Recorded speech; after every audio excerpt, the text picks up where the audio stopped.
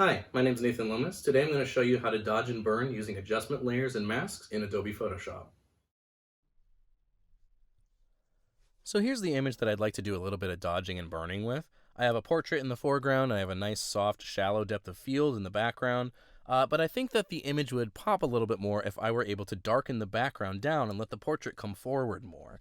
So to achieve that, what I'm going to do is I'm going to use a curve by clicking on this icon down here and choosing from the master list of adjustment layers that comes up. So curves is up here, it'll show up over the top of your background image. I'm going to go ahead and use this targeted adjustment tool, which is a part of the curve, to target a tone that I'd like to darken down. I'm going to find sort of a medium tone in here, click and drag down, and initially you'll see that darkening begins to take place across the whole image, a global change.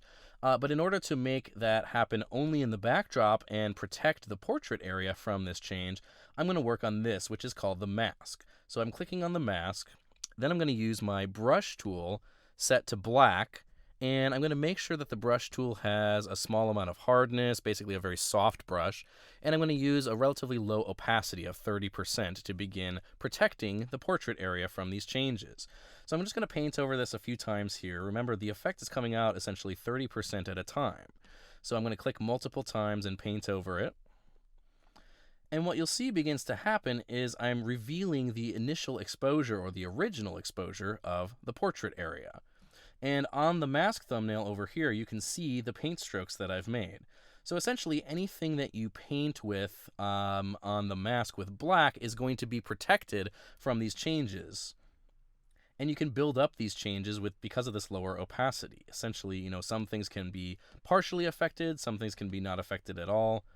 And one quick tip, if you need to see where you're painting a little bit more clearly, you can hit the backslash key and you'll see in red an outline of where the changes are that you've painted. So anywhere that I've painted in black is now outlined in red. This way I can see a little bit more clearly what I need to hit still, where I haven't painted and where I need to keep working. So I'm just going to go around this a little bit more and kind of try to perfect this and get it basically as black as possible on that thumbnail so that essentially no change of the curve is taking place in my portrait area. So it's starting to look pretty good. Definitely looking quite dark there on the mask thumbnail, so I'm going to call that a pretty good job. So I'll just hit that backslash key once again to get out of this mode with the red overlay. And now if I turn off and on our curves layer, we can see that for the most part, the background is being darkened down, but my portrait area is not affected. Now, what I can do as well is if I want to bring the portrait up a little bit more in brightness, what I could do is really just copy this mask and then invert it to make that area change. I'm going to bring up a fresh curve. This time I'm going to do a little bit of brightening, and I'm just making a little bit of a guess here. Okay.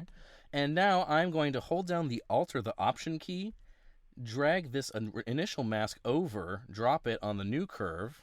A box is going to pop up asking me if I want to replace that layer mask. I'll say yes.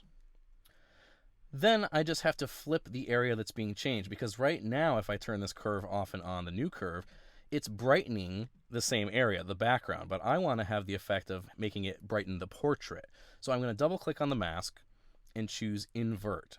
Basically what's going to happen here is white is going to be swapped for black.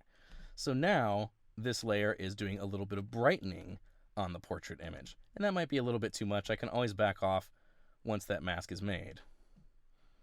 So there we go. That looks pretty good. So we essentially went from here to here, where the portrait is definitely a little bit of a higher point of focus at this point because of a little bit of dodging and burning.